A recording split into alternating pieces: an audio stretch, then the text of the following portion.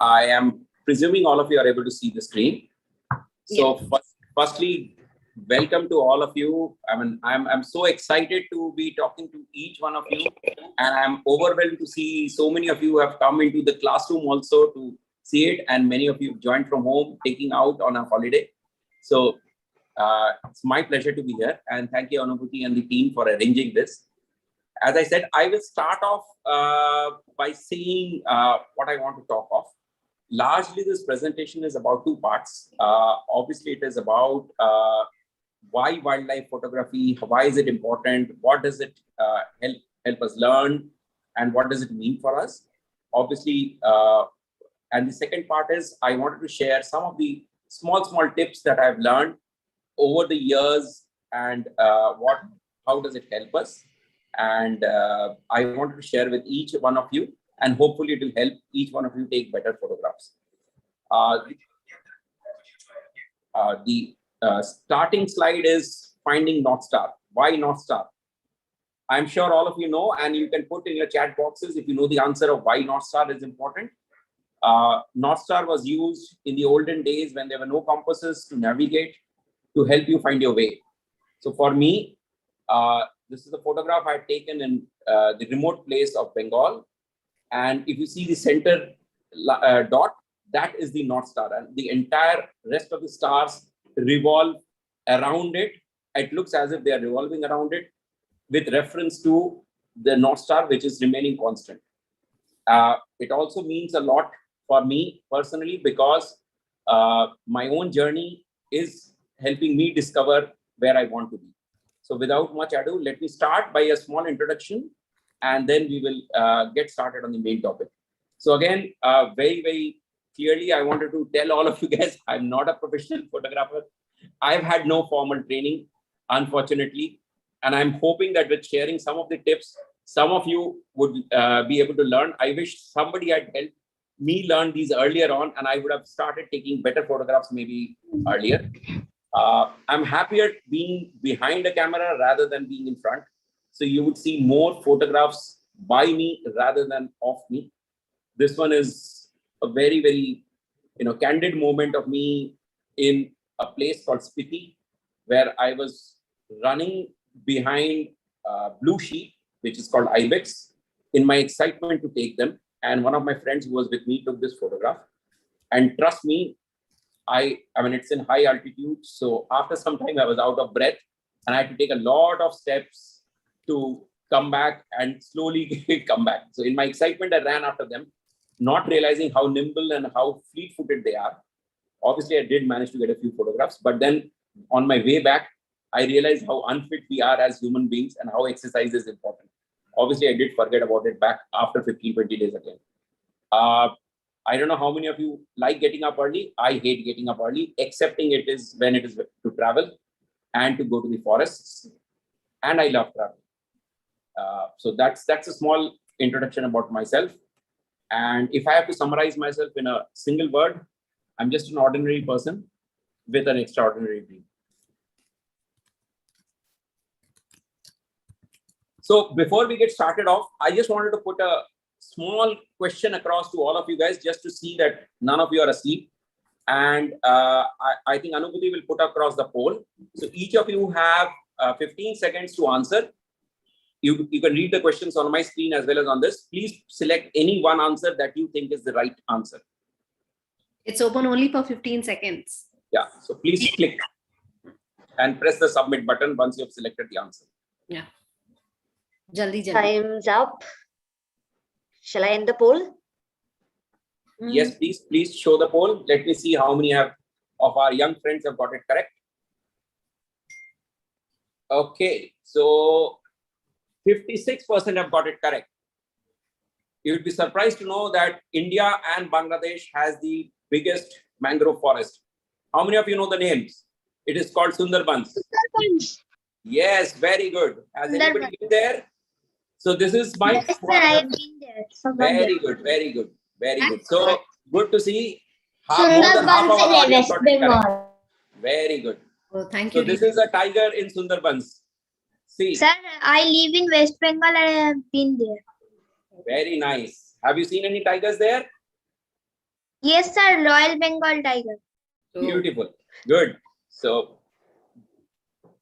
good to see and get 56% of you guys getting it right, more than half of you getting it right. So this is, I will keep asking questions throughout the session. And I'm hoping more and more of you get it right throughout the session. Okay. So what is nature photography? Let's start off. Nature photography means various things to different people.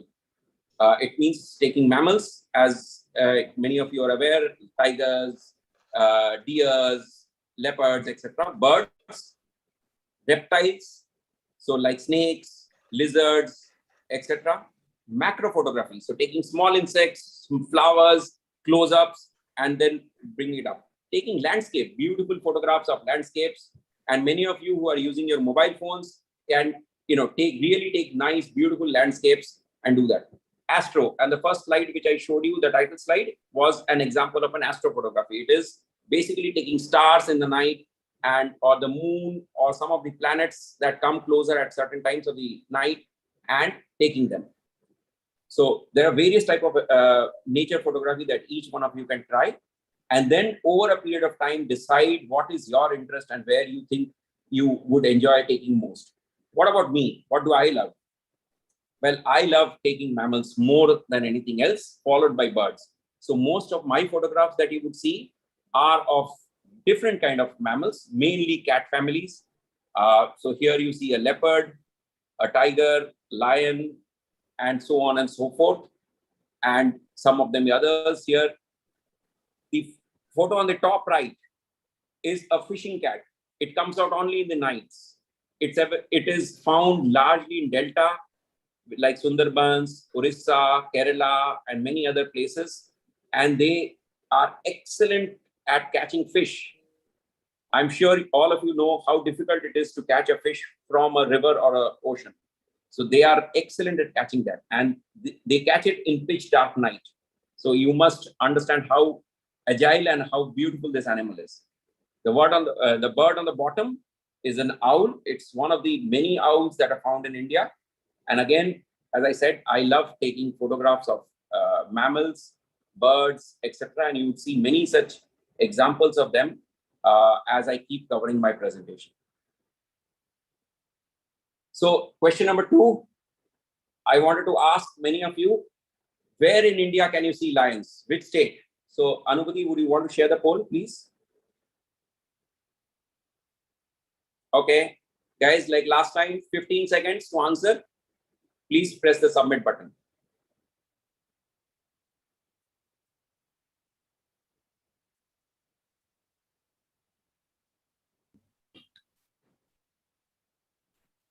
wow, we are getting quick responses. 20 seconds to go. Oh, I'm sorry. I'm hoping many of you will get this right. Can we see the poll results? Yeah. 60. Okay, brilliant. So this time, nearly 2/3 have got it right. So I'm hoping that next time, the next question, 100% of you will get it right. Very good. So all of you know it is in Gujarat, in Gir, near Gir forest. So very good. I am so delighted to be with part of so many of you who are so well read about wildlife. Brilliant. Now, do you think it is a good thing that lions are found only in Gujarat? Or do you think if it is more widespread in India, it is a better thing? Think about it, and we will maybe discuss about it when we go further ahead in our presentation. Okay, I want each of you to think through why lions only in Gujarat is a good thing or a bad thing, and maybe a reason for it. Some of you can put your thoughts on the chat box, and then maybe we can use it for discussion later. Okay, let's move on to the next question. I want to ask each of you, think about it. Tigers, lions, leopards, big animals, and dogs, wild dogs.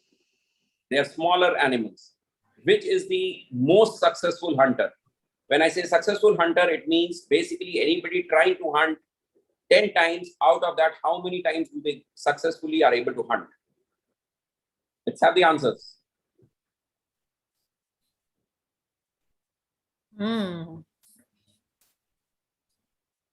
So what do you think? Is it tigers? Is it lions, leopards, or wild dogs?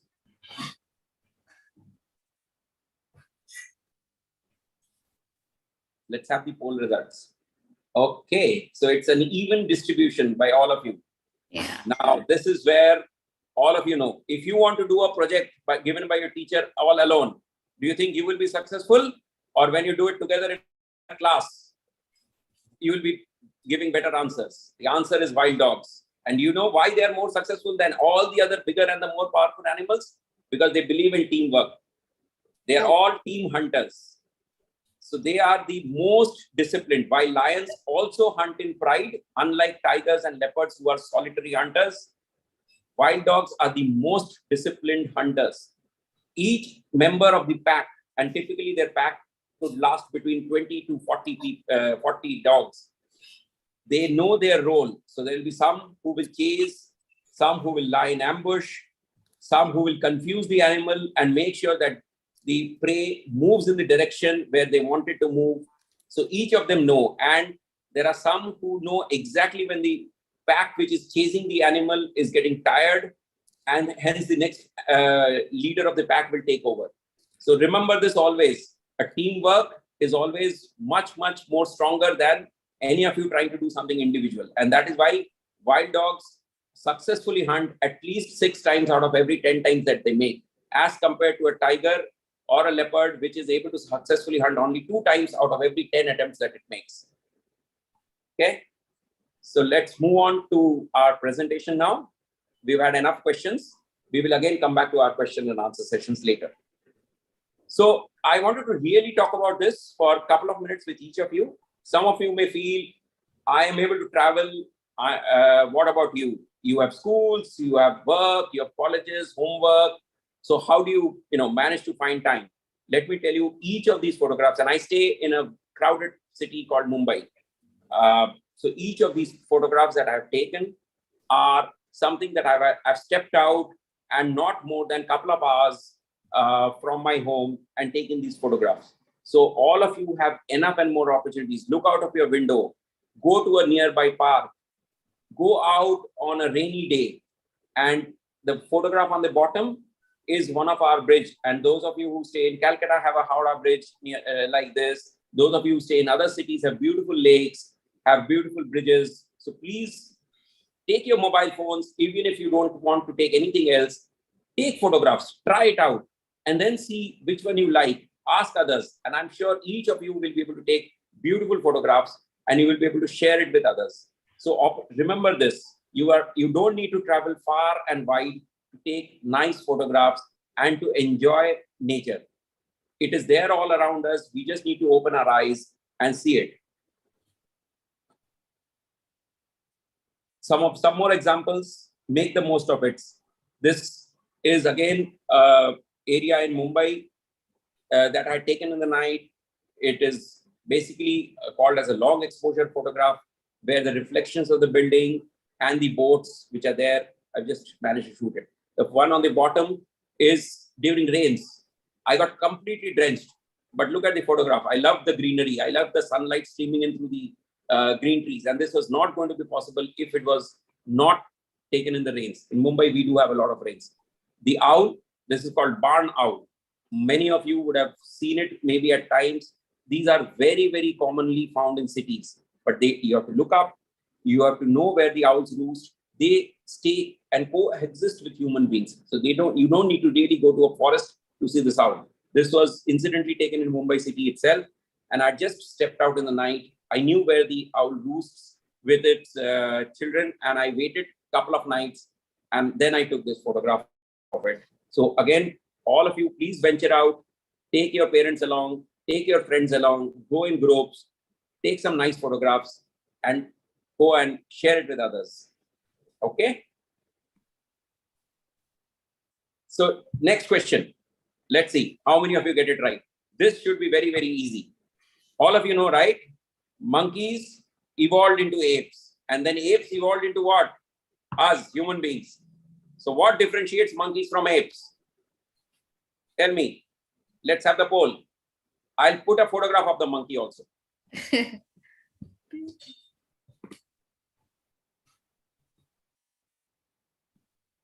Let's see how many of you get it right. This should be very, very easy.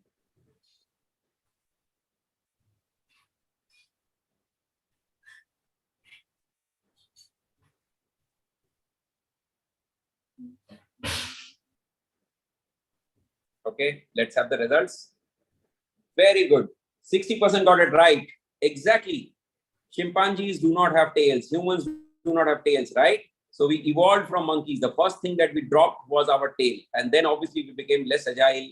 We had less body hair and so on and so forth. So apes have very, very similar traits and body parts like monkeys, excepting for the tail.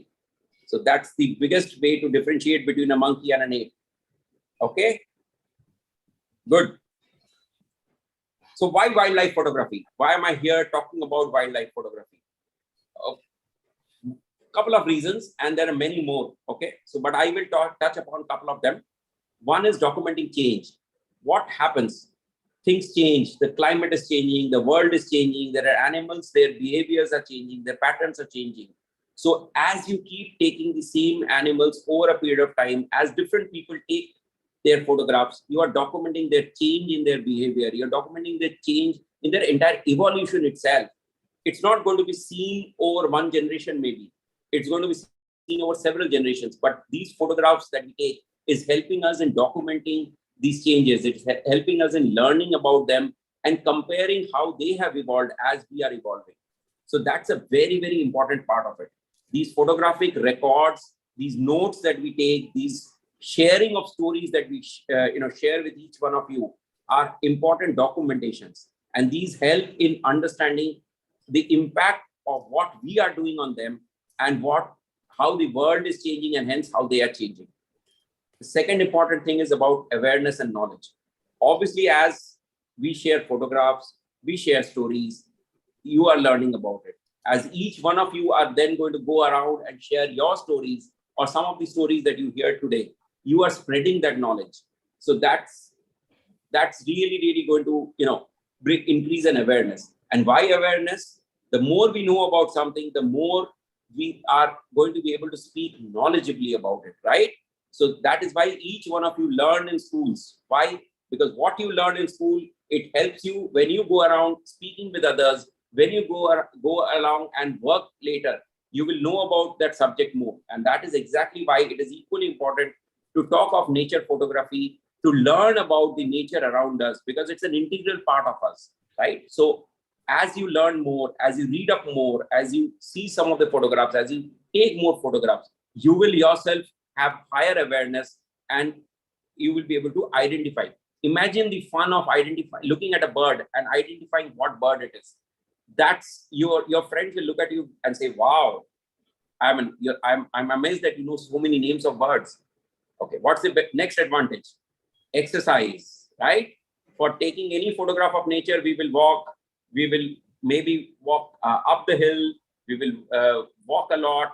So that itself is a good exercise. And at the end of it, we come back enriched, we come back with beautiful photographs, and we are, obviously more knowledgeable. But last but not the least, it helps in conservation. And why do I say it helps in conservation? It helps in conservation because we become more aware. We become more knowledgeable. Once we become more aware, we know the impact of what we are doing, right? So we've seen so many times people throw litters, garbage without even thinking through what they're doing. If we become aware of what that impact has on the nature, we will not only stop doing it ourselves, we will also be able to spread that message. We will change our tourism or travel from a consumeristic attitude to a more aware and a disciplined traveler.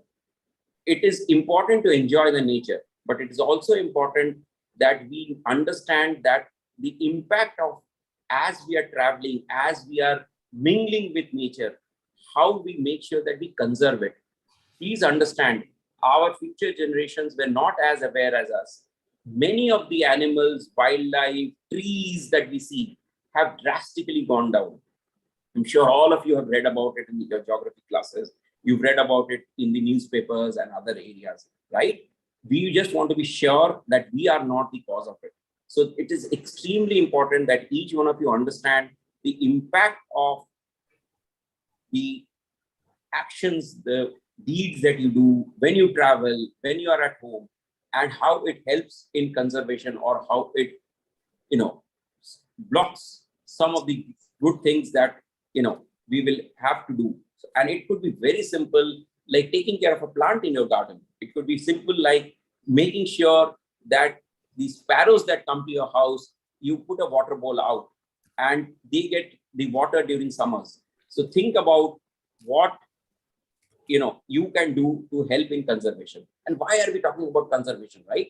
We're talking about conservation because, okay, sorry, before that, let's just put one more question and then we move on to this topic of conservation. Okay, so this should be very easy. I'm sure all of you will get it right? Pandas are found cuddly animals, cute animals, right? They found in China, right? Is it true or false? Are they found only in China, or are they found anywhere else in the world? And if any of you know the answers, please put it in the poll.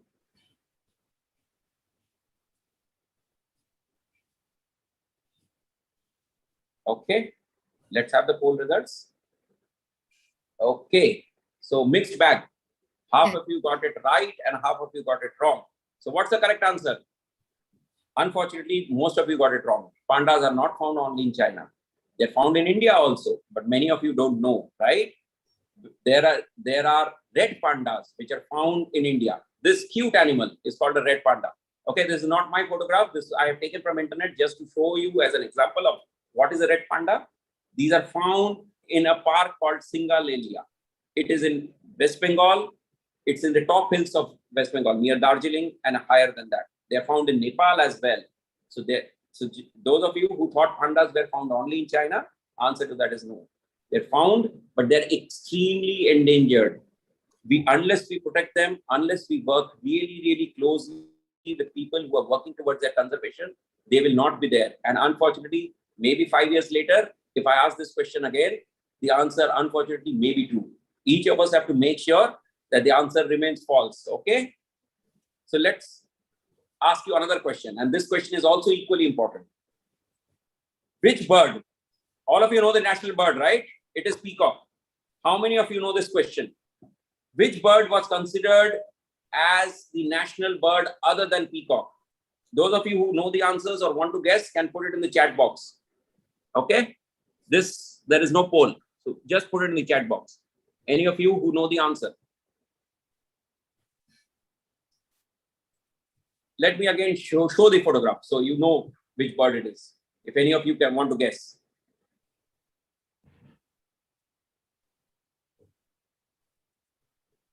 Yes, I see Kirtana has got it right and a couple of you have got it right. Yes, this is the Great Indian Bustard, GIB. So do you know from the time that GIB was considered in 1947 as one of the strong contenders for being our national birds, do you know how many of them are left in India now? Less than 100. That is the sad state. That's where we have driven these beautiful birds to near extinction. And that exactly is what I wanted to talk to each of you. That is why conservation is equally important for all of us to think through. So why talk of conservation today, right? I want to talk of conservation today because while many of us feel we've done various good steps, right? And I'm not saying that we've not taken steps, we've not done enough. There is a lot of work that we're doing. India has declared 52 tiger reserves, right? There are 110 wildlife reserves over and above these tiger reserves. And there are many other bird sanctuaries and so on and so forth. But is it enough? Definitely not. There's so much more that we can do and so much more that we should do. What are the biggest challenges that we are facing in conservation today, right? Man-animal conflict. And what do I mean by man-animal conflict? If you look at most of these forests, they are nothing but green patches surrounded by cities, by townships, by villages. And so these animals have no space to expand, to grow beyond these forests. The moment they go out, they are either trapped by poachers, or they die due to accidents, or they die because the farmers feel that they are a threat. And it is not only the larger animals, it's also the birds, the smaller animals like deers, antelopes, etc. And same with that, human beings. There is increasing conflict with, and sometimes many of these animals are stalking livestock, dogs, etc. Why? Because they are not finding their prey. The forests are very, very small patches, and with more and more roads, more and more developments that we are building, they are falling short of space. The corridor destruction. What does corridor mean? If you look at forests, they need to be interconnected, right? If a tiger or a deer or a wild animal wants to move from one part of the forest or one forest to the other, it should be able to move safely. Unfortunately, because of the highways that we build, because of the roads that we build, because of the infrastructure that we build, we have cut these forests into halves. So it is no longer safe, or these animals are able to travel safely. So increasingly, we are seeing so many road accidents. And I wanted to take some of the examples, right? So I did speak about the great Indian bustard. From a bird which was being considered and which is as common as the peacock, it's now nearly extinct. There is very, very few of them. They're found in select pockets in Rajasthan, etc., the Desert National Park, some parts of other parts of Rajasthan, and this is nearly extinct. So isn't it sad that a bird which was so common and widespread is now nearly extinct? And look at the bird. I showed you the photograph in the earlier page, right? It's so beautiful. Look at this example of a leopard. How many of you know, and I'm sure some of you stay in Mumbai as well, right? In Mumbai, there are pockets where you find leopards, and leopards are the most adaptable animals among all the big cats. So they are very, very elusive. They hunt in night. But look at this photograph. The leopard is hunting a dog and has killed it. This is not its natural prey. Why have they hunted a dog? It is becoming increasingly common in places like Borivali National Park in Mumbai and many other cities where they're hunting livestock like cattle, like dogs, because they're not having their natural prey. So that is why it is equally important to make sure that the entire ecosystem is preserved, and not just, we talk of tigers or leopards, which are the larger prey. A large carnivore will not be able to live without its prey base. If the prey base is not available, these carnivores will not be able to live and sustain. And what is a prey base? It could be monkeys, it could be deers, and so on and so forth. And what do they eat? They are herbivores, right? So they need trees to survive. They need, a lot of trees, but we are just rampantly cutting them. So please remember, even one tree preserved or one tree not cut will help in conservation. Look at this. I talked of man-animal conflict, right? So increasingly, as the tigers are straying into the villages and they're killing the cattle, the villagers also are retaliating by either, poisoning the carcass, and hence the animals itself are dying. But there is no one to be blamed for this, other than the fact that we have to increase our awareness. We have to really look at how do we give the animals more space, and how do we bring about awareness on the villages as well, right? Look at the number of birds, the beautiful birds. I talked of great Indian bustard, but that's not the only one. We have had Himalayan quail, Siberian crane. They're all nearly gone from India. Siberian crane was a regular winter visitor. We used to be able to see them regularly in places like Bharatpur near Delhi, in many other places in Rajasthan, etc. But unfortunately, now maybe in 3 years, 4 years, we see them once in a while. And unless we really, really work actively towards conservation, we will not be able to, welcome back these beautiful birds and visitors again and again. I talked of, road kills and accidents. While this photograph is of a tiger which died on the highway, and it's a very recent photograph on the Nagpur highway because it was, it collided with the vehicle.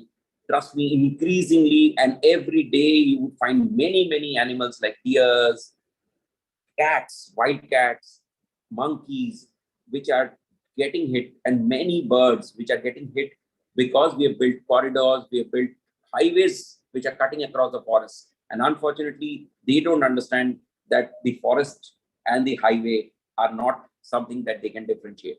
So how do we build safe corridors? If you read, and I'm hoping many of you will read about what some of the countries like Australia, etc., have done. They have built either bridges above these roads, or they have built underground passages for the animals to adapt and to move safely while humans can travel over these highways. I would urge each one of you to search for it and read it, and I'm sure you would come back and have some awareness and ideas, and it will be an interesting topic that many of you can talk to your friends about. Okay, but is it all gloom and doom? Is it everything is bad? And I did paint a lot of things that we need to do better, right? But trust me, there's a lot of good work which is also being done. So let me at the same time talk about some of the great things that are happening. Olive Ridley turtles, right? I don't know how many of you are aware of this beach in Orissa. It is called Gakinmala, right? It is now protected by military. Let me tell you a story. 5 years ago, olive ridley turtles were just not able to breed. This is one of the few turtles which come to the beach to lay eggs, and then the mothers go back to the ocean. The babies are born on their own, and then they have to find their way back to the ocean. So the miracle of nature, just imagine, their babies are typically born on full moon night, and that is how the mothers lay the egg. So on full moon night, they get guided by the light of the moon, and they see the reflection of the ocean, and they crawl on their own back to the ocean. 4 or 5 years ago, there was so much of light and in the resorts and everywhere else, and there was so much of disturbance by stray dogs, by humans, that literally the baby turtles were just not able to survive. And then we woke up together. Many people worked together. The government of Odisha has been working actively. There is a similar beach in Goa where the government of Goa has been working actively with a lot of NGOs. And this year, there has been 1.5 crores approximately baby turtles which were born. The entire beach is cordoned off for the entire gestation period when the eggs are laid till the baby turtles go off. There are people who guard it day and night. The entire lighting around the beach is turned off so that when the hatchlings are born, they do not get confused and they're able to see which side they have to go. So this is one beautiful story of conservation and how we've turned the tables around, right? Let me ask you this. How many of you know this news clipping talks of the first Leopard Reserve, which is talking about coexistence? This is in a very, very busy city in India. Please type in your chat if any of you know which city is this being talked of.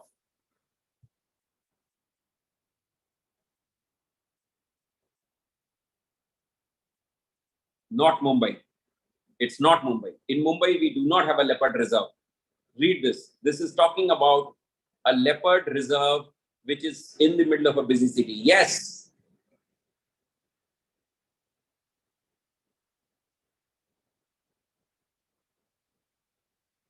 Thank you, Sauvagya. So this is in Jaipur. This is a place called Jhalna. This is in Jaipur. It is in the middle of the city. If some of you have been there, and I would urge many of you to go there and see it.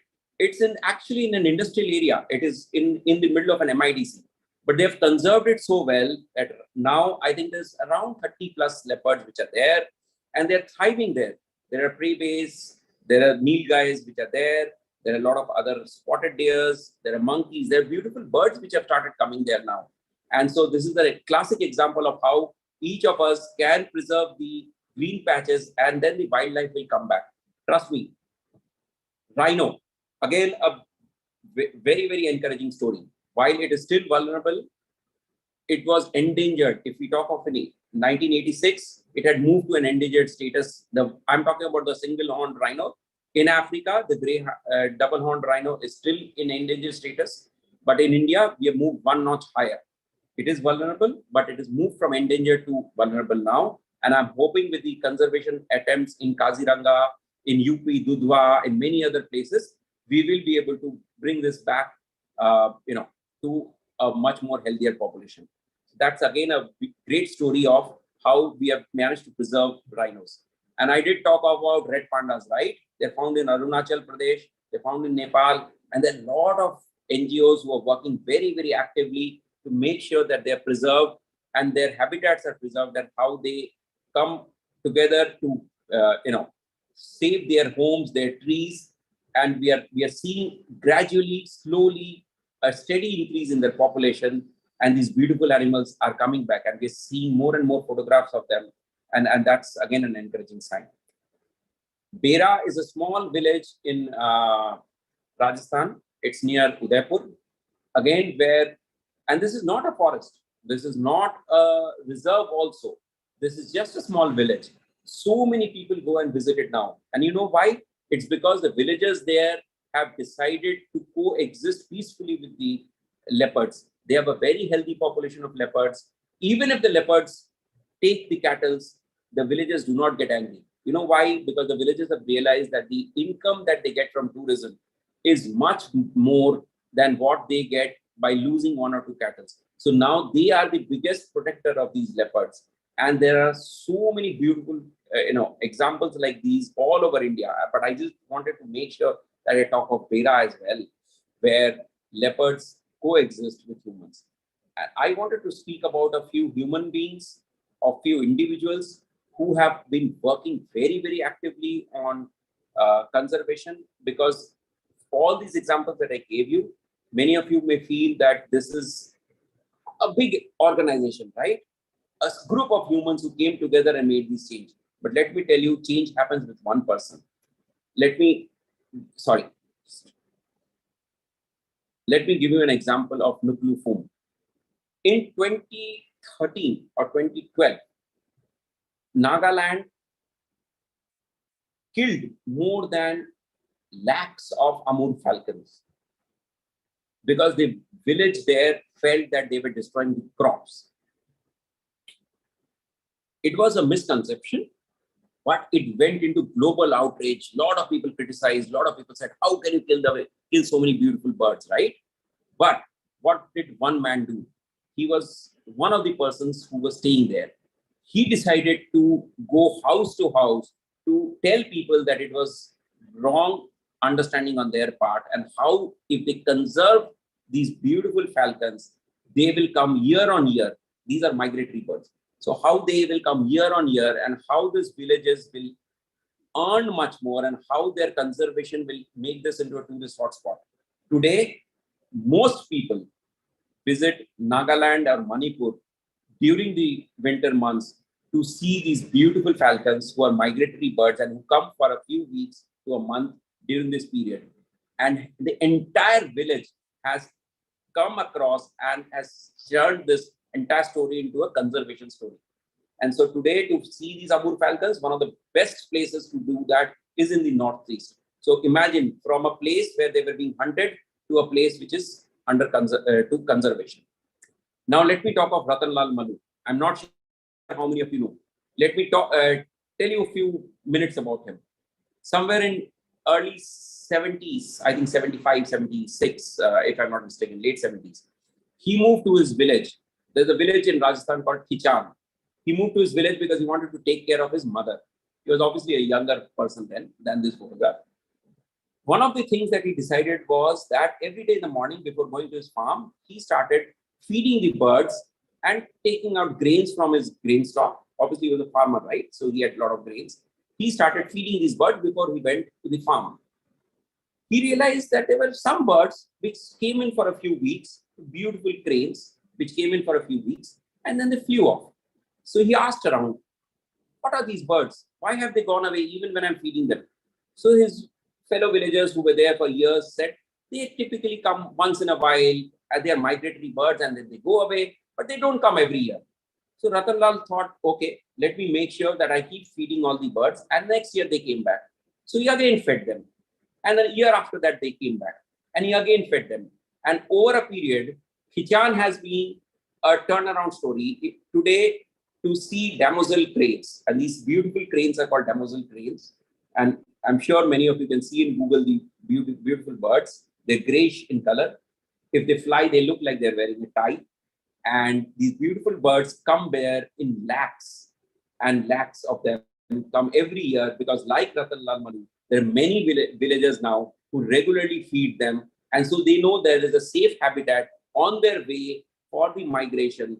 These birds know there is a beautiful place where they can stop over. They will get food, they will get water, they take adequate rest, and then they can fly on to their end destination. So one individual makes all the difference. I wanted to end this by talking about Tulsi Gowda. She is the Padma Shri Award. She's one of the Padma Shri Award of this year. I don't know how many of you have read about her. She has had no formal education. From the class, she walks barefoot. She's now an old lady, but she started this journey when she was a teenager, like many of you on this presentation, right? She went around to the forest nearby with her mother, started learning about plants, started planting trees, and today she has single-handedly grown, has the credit of growing more than 30 to 40,000 large trees. So imagine how many saplings she would have planted to make sure and taken care to make sure that they actually grow into 40,000 large trees, right?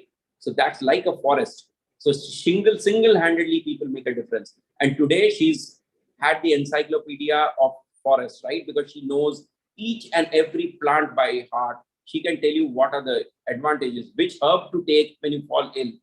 And imagine this from a person self-learned, self-interest, who has picked up all of this. So again, the only message that I wanted to leave behind with all of you guys is, it is not that you need a lot of things to work on conservation, to make changes. Each one of you can work. And I gave examples of how you can put a bowl of water in summer months outside your balcony or outside your veranda for birds to come in, because in summer, the water bodies are lesser and lesser. How you can plant a tree in your garden, or look at some of them, how you can make sure that you don't throw non-biodegradable things like plastics, etc. here and there. Throw them properly, use lesser of them.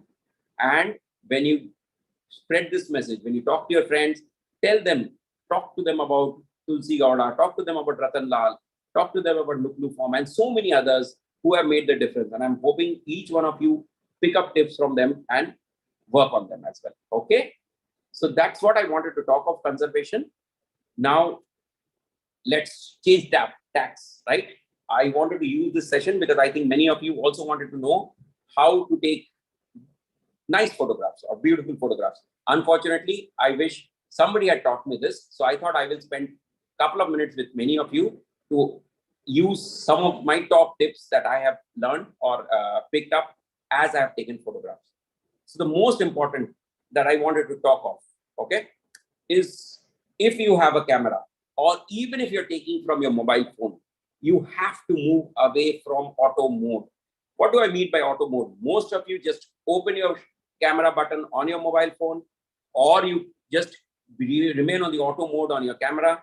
And this is how some of the cameras, and most of them will have something called an auto, and then you have a manual, aperture priority, shutter priority, etc. So the MANS stand for something like this.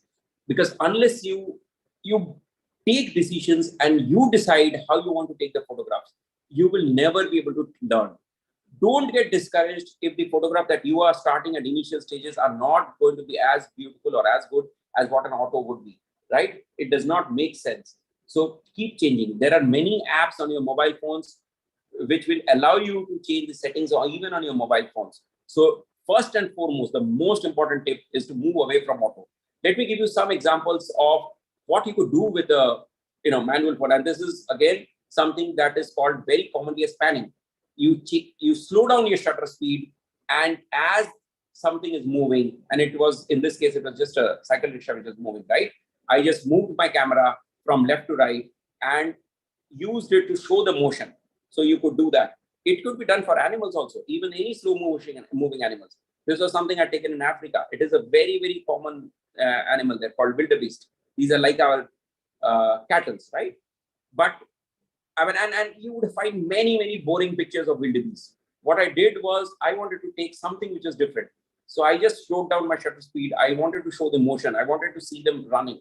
So this image is conveying the fact that they're running. And these can be done all when you move out of auto mode. I showed you one example of a long exposure earlier, right?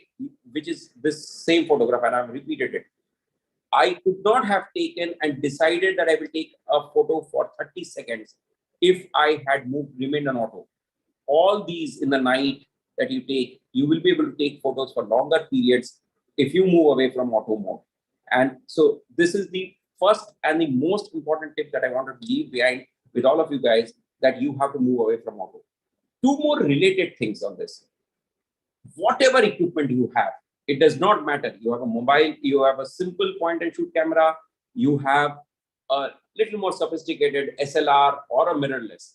Just remember that you should be able to remember all the settings with your eyes closed. You should be able to know which button to press with your eyes closed in utter darkness. If you have a camera where you can change the lens, you should be able to change the lens. You should be able to change the battery within 30 seconds. So time yourself without looking at it. You should be able to change it. You never know when you will be low on battery. You never know when you need to change the lens. So please don't keep chasing the equipment and think, oh, I need a better camera, I need a better lens. Don't do that. That is not so important as knowing inside out of your camera, of your lens, and making sure that you know everything, every setting about it, and keep experimenting. Then you know which is the setting that is most comfortable for you. And when I talk of moving away from auto, I'm not saying move everything to manual. There are modes like aperture priority or shutter priority, depending on the kind of photographs that you guys take.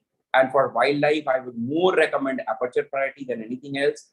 Try it out, and it will help you immensely. Okay. If there's another tip that I can talk of, which is the most important, it is about light.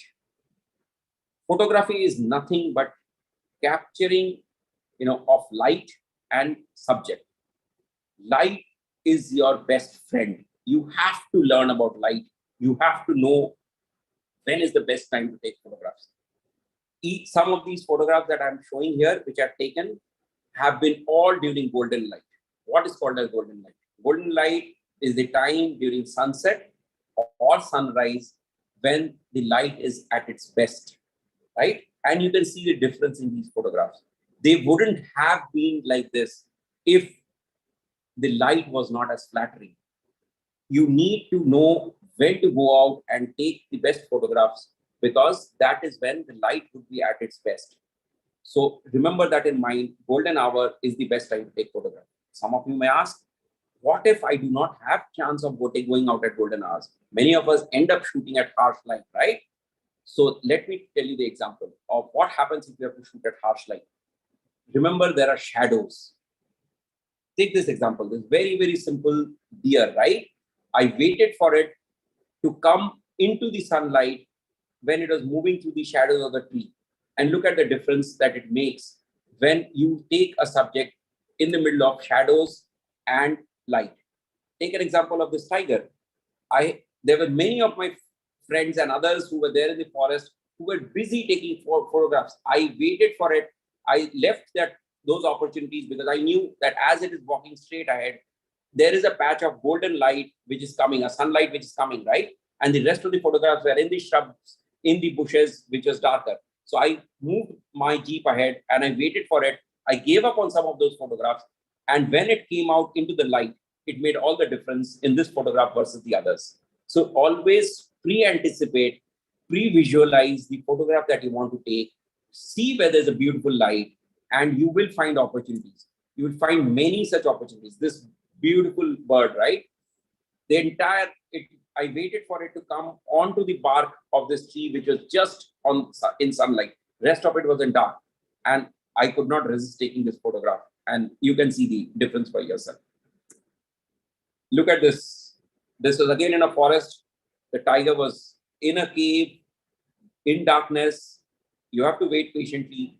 It decided to move out. As it was stepping out, it's just its front legs and its face was out in the light. The rest of the body was still in shadows. And that's what made all the difference, right? So remember, even if you have to shoot at harsh light, you will get shadows. You will get, mix of light and shadows. Look out for those and you will be able to take beautiful photographs, which will make all the difference. Now you may ask me, what if there are no shadows, right? Okay, this was the monkey one which I showed. What if there are no shadows? Let me give you some more examples of what you could do if there are no shadows. Simple. Take them with high temperature, what is called as white balance, right? And you will get beautiful images of animals if it is very, very harsh light and there are no shadows. This was one example. What if it is no shadow but early morning?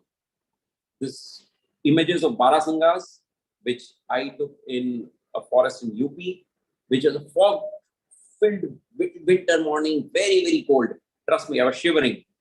But then I could not resist taking this and showing the entire image in the entire fog-clad landscape, because this is what makes all the difference, right? So even if there are no shadows, you will get opportunities. Even if there's no golden light, you will get opportunities. And then you can take some creative photographs like this high key image. This was completely extreme harsh light. There was light streaming in from all sides. And I just overexposed this image so that this beautiful crested eagle is completely clear with the bark and rest of it is completely blown out, right? I don't need to see or show anything else which is there in this image, but this image speaks for itself. So you will be able to take all of this if you move out from auto, if you move into what you want to take and make light your best friend. Similarly, if the light is coming from behind, you'll be able to take images like this. The sun behind an image of a bird, you don't need to see all the aspects of the bird, but you can see the shape of the bird called silhouette. You can see that it's indeed a beautiful eagle, and this will again show out even when the light is not at its flattering best. So these are some of the examples that I wanted to share with you guys. In case of daylight, obviously golden light, best time. If not, try and look for light and shadows. If not, try and take some of these images. Now you may say, what if I have to shoot at night, right? Night is again the most beautiful time. Why am I saying so? You'll get beautiful images of animals and birds which are nocturnal. Most of the animals and birds are most active at nights. So you will be able to take beautiful images of birds. I showed you an example of a barn owl earlier, right? This is another owl. This is a fishing cat. I showed you an example of a fishing cat earlier. This is one mother with her baby. She's teaching her baby how to fish. So again, all night photographs. So a jungle cat, again, very, very common, but again, very less seen because they are largely nocturnal animals. And look at the beauty. It was out. We just chanced on it. Our light of the Jeep lit up this beautiful cat, and you could take those night photographs. Palm, this is a small Indian civet. This is not a palm civet. This is a small Indian civet. Now, civets are again very, very commonly found in cities, but unfortunately, many of us would not have seen it, and hence, because they're again nocturnal animal and they coexist with human beings. I'd gone to a place. I knew that there were civets which used to come into that resort where I was staying. I stayed up in the night. First night I stayed up, it didn't come. Second night again I stayed up, and then it came because I knew it will come. It typically comes to the same place again and again in a couple of nights. Second night it came up, and I managed to take this photograph. It just gave me a few seconds. It came, forest for the foods, and it just came up. So there is a chat question that is it okay to use flash? Again, I'm saying no, it is not okay to use flash, but there are typical light sources. So let me give you an example of this palm civet, right? We had lit a bulb, which was because it was in a resort and there was no flash needed. So you will have light sources. Similarly, these owl again was lit up with a street light. So you don't need a flash. But if you have a light source which is a little further away from the animal and they're not being disturbed, yes, you can put a light source. But the important thing to note is that you should not disturb these animals. Okay. Again, night, I did talk of, there are astrophotography. The first slide that I showed was of stars. Many of you who want to take those kind of photographs can take them. I'm not, covering that in detail, but these are some of the important tips that I wanted to talk about light, and hence I wanted to spend some few minutes here. So let's take a break and ask another question. Let's have a quiz. Let's hope some of you will be able to guess this answer very, very quickly and right. Take a guess. Crocodiles have been around for how many years? 10 million, 50 million, 100 million, or 200 million? As always, 15 seconds to answer this question.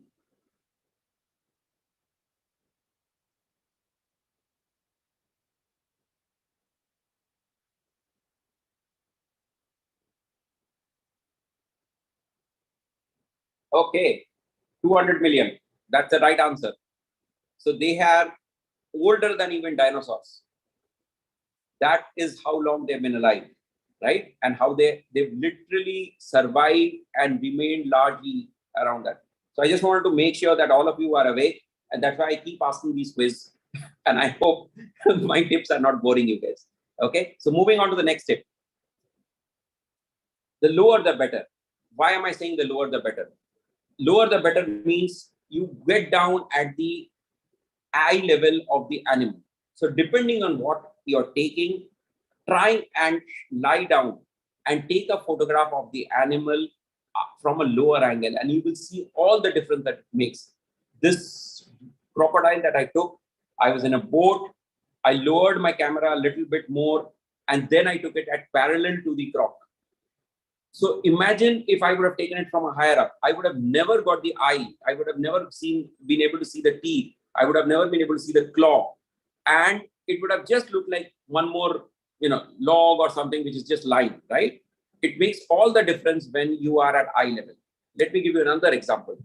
This tigress, which is walking towards us, I made sure that I lower my camera even below my seat. I pre-anticipated that she will walk towards us. Yes, I did sacrifice a few additional photographs that I needed to take because I wanted to make sure that my camera is placed at the right time. But this one photograph, according to me, is worth maybe 10 other photographs that I would have taken which were at higher level, and it would not have shown this tigress at eye level. It makes all the difference. So always try and take it at the eye level. This bird, I was flat on the ground. This is called shikra. This is one of the raptors that are found commonly in India. Just taking a bath and playing around in the water. I crawled for half an hour to come as close as I could and took this photograph at completely lying flat on the ground. And this is what it will make a difference, right? You are able to see it at its eye level rather than me taking it from the top, and it would have just looked very, very ordinary. And I would have never got this image of its eyes, of its feathers, and the water droplets flying all over. I wanted to leave one more photograph of a tigress, again, completely at eye level, and in fact, a slightly higher. So there are larger predators like tigers, lions, even elephants, which are much larger than us, right? If you take them at a slightly lower than them, you will always be able to depict how majestic they are or how large they are, and try out them. While I spoke about eye level, I wanted to also say that at times, if luck favors you and you get an opportunity, take something where you are lower than them. How did I manage to take this? She was coming from top of a hill. I was at the bottom of the hill. It was just a small undulated hill, right? And I moved my Jeep further away, waiting for her to come. And then I took this. So in this case, the tigress was above me. And look at the difference that it makes, right? You're able to see how majestic she is when they are slightly higher. And same goes to for even larger animals like giraffes, like elephants, etc. If you are able to take them at slightly lower level than you, trust me, they will look so much more majestic, so much more larger. So keep this tip in mind. Try and take them at low level.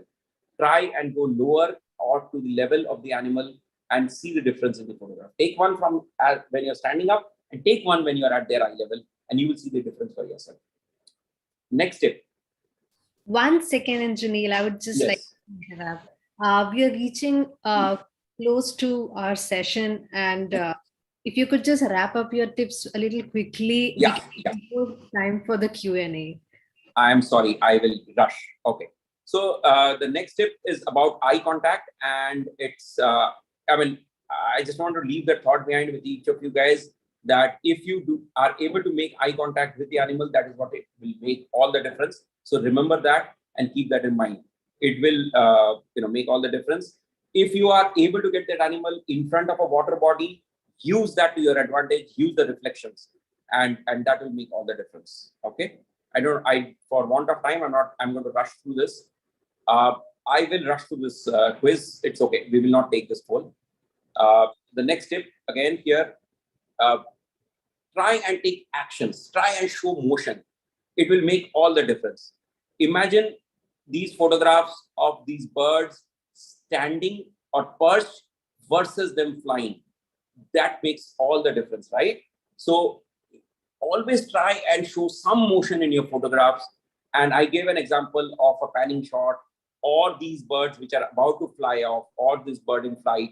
It will make all the difference. Some of you may ask, it is difficult to take birds in flight. Answer is yes, but there are different ways of showing motion. Take this example of a bee eater. It's a blue-cheeked bee eater which had just caught an ant or a wasp in this case, and it was just about to eat it. Even this is conveying a motion or conveying an action. Remember this in mind. It's while a flight shot is something that we all aspire for, but at initial stages, anything which shows a motion will make all the difference when you try, as compared to just a simple, bird just sitting on a perch, or an animal just sitting and lying down. So keep these small tips in mind, and they will make all the difference when you take a photograph. Okay, let's just take this quiz, and then we move on to my last tip. And then, so Anubhuti, will it be possible to just skip? Yeah, say yes. Yeah, thank you. So 15 seconds, guys. Which has the record for the longest non-stop flight? All four of them are migratory birds: Siberian cranes, peregrine falcons, Amur falcons, and bar-headed geese. All four of them are migratory birds.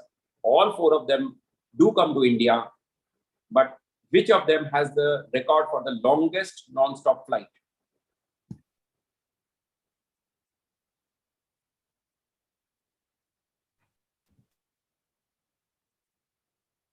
Okay, so most of you have got it wrong. Unfortunately, it is Amur falcon, and they fly non-stop from India after taking rest. So they come from Siberia and Amur areas, obviously not China, etc.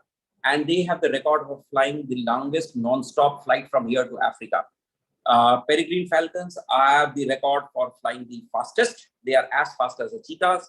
Bar-headed geese have the record for flying the highest. They are among the very, very few birds who can fly over the Himalayas. Imagine flying at that high height. So they have the record for flying the highest. So that's it. But Amur falcons have the record for flying non-stop. Once they take some rest in India, then they will fly from here till Africa straight non-stop. Okay. My last two tips, and again, I wanted to tell this to all of you guys, how important it is. Be selective. Don't try a machine gun approach where you will keep taking photographs. And I've seen many people who just keep taking photographs of the subject and think that one of them will turn out good. Pre-visualize, pre-compose, take one photograph which you like, rather than taking 10 and then deciding and trying to think that, hoping that one of them will try out. Delete your photographs. I am one who believes that in every trip, I will not keep more than 20. And that is my top 20 rule. I always rank my photographs, and I ruthlessly delete my photographs. If I don't delete it, I will never be able to take good photographs. And that is the most important thing. Again, I wanted to leave behind with all of you guys. Keep deleting your photographs. If you do not delete, you will always think that an average photograph is better. Just the example, same subject, 2 photographs. If I had not deleted the one below, I would not have taken the one at the top. And this is what I wanted to tell all of you guys. Keep deleting. And last but not the least, the corollary is also true. Keep backups of the photograph that you want to retain. And when I say your top 20 rule, the top 20 rule applies by and large. If at times you want to keep 25 or 30, some cheating is allowed. So that is always allowed. Okay. But the message I wanted to leave behind is to ensure that all of you keep deleting. Otherwise, you will always keep average photographs and think that you will never strive for the best. Last one, of the day, post-processing is as important as taking photographs. All my photographs are post-processed, are edited, and so are for all of the good photographs or good photographers that you would have seen. Each of us work as much in planning before a trip as well as editing these photographs after a trip. Without that, these photographs will not stand up or will not stand out the way we want them to be seen. So post-processing is as important as taking these photographs. And I wanted to leave with the last quiz of the day. Before that, we get into Q&A. And this, I'm hoping all of you get it right. Okay. This is something that you can answer on your chat boxes. There's no quiz on this.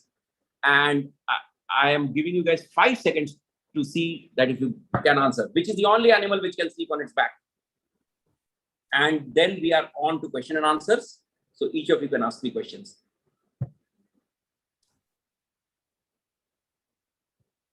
Brilliant. So here it is. We have the unique distinction of being the only animal that can sleep on its back. So remember, we are also unique in many things. Okay. So that's the last one I wanted to leave behind with all of you guys. And thank you very much for being such a great audience. And now, Anupati, over to you for the question and answer session. Thank you so much, Indranil, for such an insightful session on wildlife photography. We have a lot of questions awaiting us. First, I would like to unmute Himanshu Pabreja. Himanshu, you had a question on binoculars. Please go ahead. Yes, thank you so much. Sir, I also wanted to ask about the binoculars. So for a person who is beginning to use such devices, what should you recommend that I should look for? So, Himanshu, there are very good binoculars by Zeiss as well as others. It's not like, there are, obviously it will depend on the budget. But one thing to keep in mind is, are you going to take large binoculars as used for birding, right? So if you are going to do birding, a lot of walking is typically involved in birding. And hence my recommendation is to choose something light rather than something which is very, very powerful at initial stages, because you would tend to get more tired when you walk with a heavy weight. So keep that in mind, unless you are largely looking at binoculars for spotting mammals or other things, when you would largely be in a vehicle. So keep that in mind. Okay. My next question is to, the next question is from Daksh Kashyap. Daksh, you had posted your question on the chat. Could you please go ahead and ask? Yes, ma'am. My question is that, sir, actually, many people live in metro cities. Many people live in very populated cities where wildlife is very far away. People's life are very difficult to live. Sir, so how to get that? How we can suit these cities like that? Like you are living in Mumbai, there are some places. I am living in Chandigarh. Where do you stay? Daksh, where do you stay? Sir, I am in Chandigarh. Chandigarh is a beautiful place. I am sure you know of Chucky Mode. Yes, go there and see beautiful birds there. Yes, Chucky Mode has beautiful birds. I know a lot of my friends who go there every weekend. That is what I'm saying. There are so many beautiful birds and animals all around us. We just have to look around. And obviously, I have the lesser I talk of Chandigarh, you have access to Delhi, you have access to Bharatpur, you have access to Saranpur, you have access to going all the way up to Spiti. So you are among the lucky few who stays in a beautiful place. And that's what I'm saying. Each one of us have birds, animals. Just look up, ask your nature clubs. There are so many of them around, and you will find so many beautiful birds and animals around you. Yes, sir. Okay. So I've been noticing Ujjwal has raised his hand. And okay. So Ujjwal, please ask your question. Sir, I have a doubt that which camera you used to capture these all photos. So usual various photographs with various cameras. Some of them were even taken with my mobile, especially the one that I showed about in Mumbai city, etc. But largely I use a Nikon DSLR, which is a full frame Nikon D850, and I use lens depending on the subject. But I use a zoom lens between 200 to 500 for most of the photographs. So most of the photographs that I showed would have been taken with a Nikon D850 or D500 with a zoom lens. Okay. Thank you, sir. For our last question, we'll go to the wonderful classroom. Shivanshu, we have unmuted you. And I can see some hands raised in the classroom. Please come ahead and ask your question.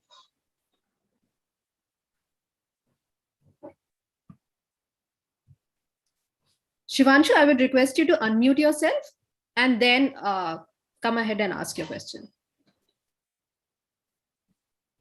One person from the classroom can ask the question. We have time for only one question. So if you can unmute yourself and come up to the camera and ask the question, please.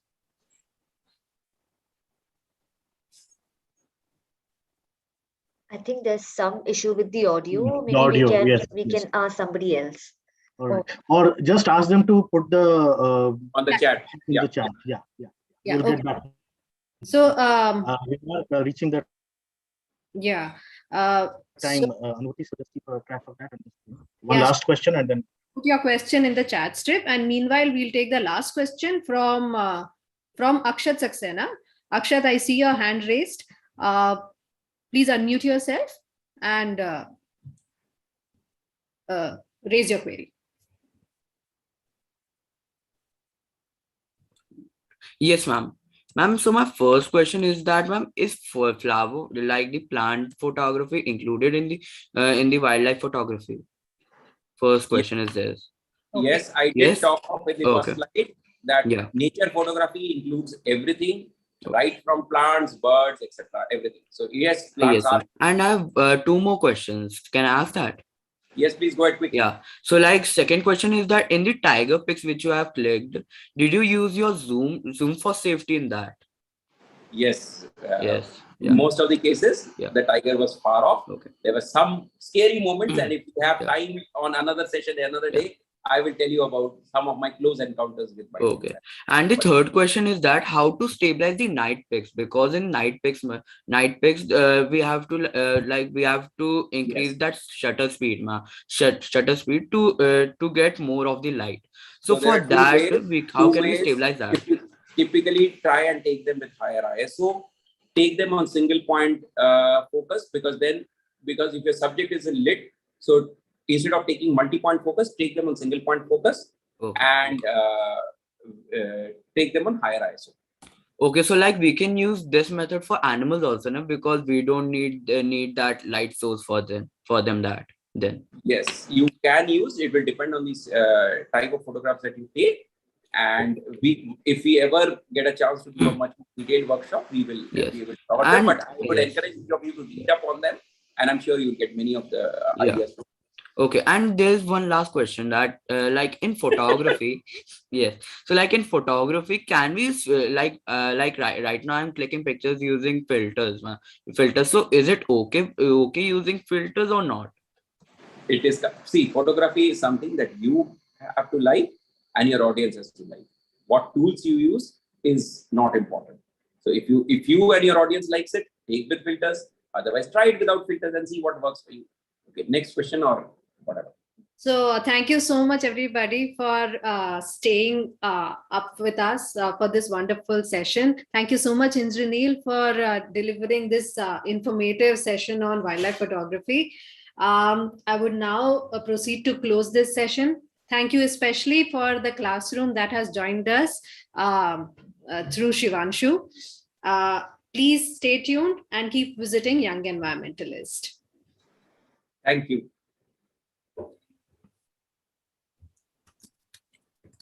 In case you have more questions, please send it to young@downtoearth.org.in.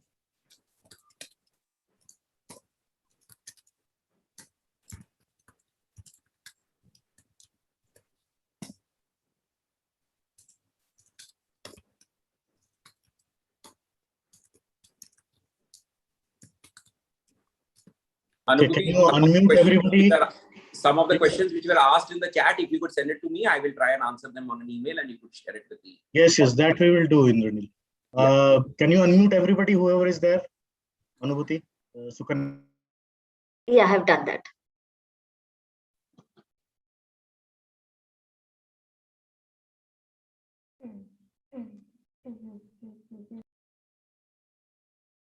All right.